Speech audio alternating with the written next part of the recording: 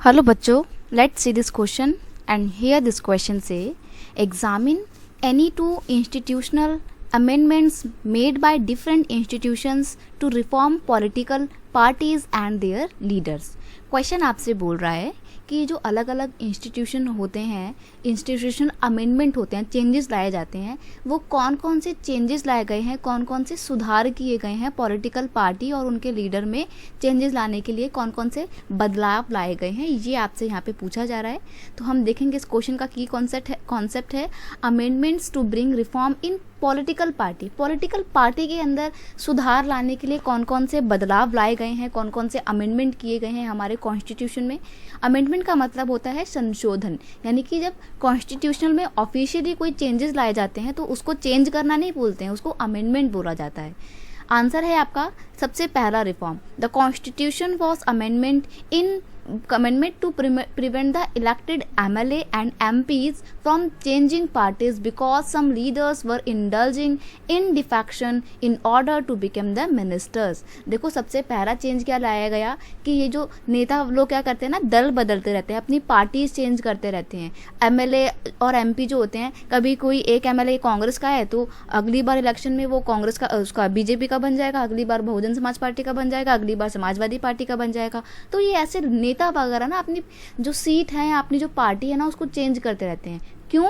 Because some leader were indulging to defection in order to become minister, ताकि वो दूसरी party में जाके वहाँ पर कोई अच्छी पोस्ट गेन कर सकें या किसी अच्छे डिपार्टमेंट के अच्छे मिनिस्ट्री में आ सकें. बस यही इनका एक मेन पर्पस होता है. तो कॉन्स्टिट्यूशन ने अमेंडमेंट कर दिया है कि कोई भी MP और MLA अपनी पार्टी नहीं बदल सकता है, और अगर वो ऐसा करने की कोशिश करता है तो क्या होगा, उसकी जो सीट है या उसकी जो नॉमिनेशन या कैंडिडेट है उसको रद्द कर दिया जाएगा, उसको कैंसिल कर देंगे, वो किसी भी पोस्ट पर फिर रहेगा ही नहीं. तो पार्टी चेंज करने पे बिल्कुल कंप्लीटली बैन कर दिया गया है.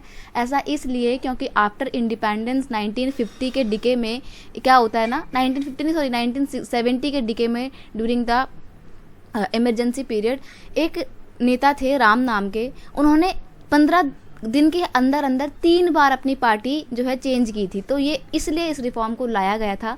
और उस टाइम पे जब उन्होंने अपनी पार्टी 15 दिन के अंदर 3 बार बदली तो एक फेमस सा हो गया था, एक डायलॉग बड़ा फेमस हुआ था, आया राम गया राम. तो ये इस चीज़ को रोकने के लिए, आया राम गया राम को रोकने के लिए, MP MLA की पार्टी चेंज करने की जो क्षमता है उसको रोकने के लिए ये अमेंडमेंट लाया गया था. नेक्स्ट है the Supreme Court passed an order to reduce the influence of money and criminals. आपने देखा होगा बहुत सारे जो नेता होते हैं वो लोग पैसों का इस्तेमाल करके बन जाते हैं नेता, या फिर उनका आपने देखा होगा बहुत ज़्यादा जो है क्रिमिनल रिकॉर्ड होता है.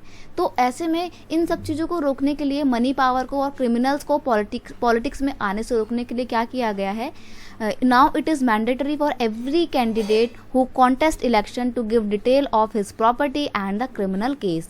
अब सुप्रीम कोर्ट ने ये मैंडेटरी कर दिया है कि अगर कोई भी व्यक्ति किसी भी पोस्ट पर या किसी भी इलेक्शन में कंटेस्टेंट के तौर पे खड़ा होता है, इलेक्शन में कॉन्टेस्ट करता है, तो उसको उसकी जितनी भी प्रॉपर्टी उसके पास है, वो जितनी भी प्रॉपर्टी ओन करता है उसकी डिटेल देनी पड़ेगी, और साथ ही साथ उसके ऊपर कितने क्रिमिनल केस फाइल हैं इसकी भी डिटेल देनी पड़ेगी, ताकि और ये भी जो भी वो डिटेल देगा ना वो जनता के आगे पब्लिश कर दी जाएगी, सबके आगे पब्लिक कर दी जाएगी कि ये वाला पर्टिकुलर पर्सन, इसका ये रिकॉर्ड है, इतना पैसा है, इतने क्रिमिनल केस हैं. फिर उसके बाद जनता डिसीजन ले लेगी, उनको लगेगा कि हाँ ये सही है बंदा तो हम इसको वोट देंगे. तो इस तरीके से ये रिफॉर्म किए गए हैं ताकि पॉलिटिकल पार्टीज के अंदर और लीडर्स के अंदर सुधार लाए जा सकें. I hope you understand it well. Best of luck.